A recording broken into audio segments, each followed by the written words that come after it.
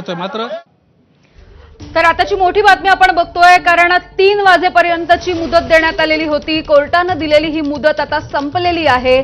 3 वाजेपर्यंतची ही मुदत होती, अगदी 3 वाजलेले आहेत। त्या मात्र अजूनही जरांगे पाटील आणि त्यांचे हजारो समर्थक मराठा आंदोलक हे आझाद मैदानामध्येच आहेत।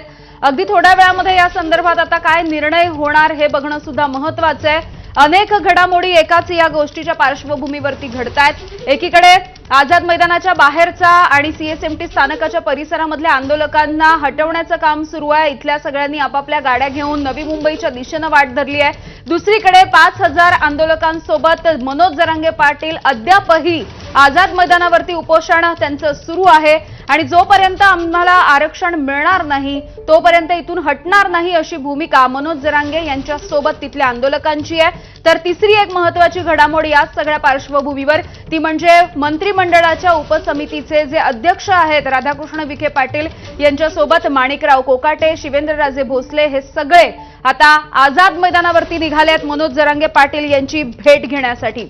त्यामुळे ही एक महत्त्वाची घडामोड सध्या घडतीये।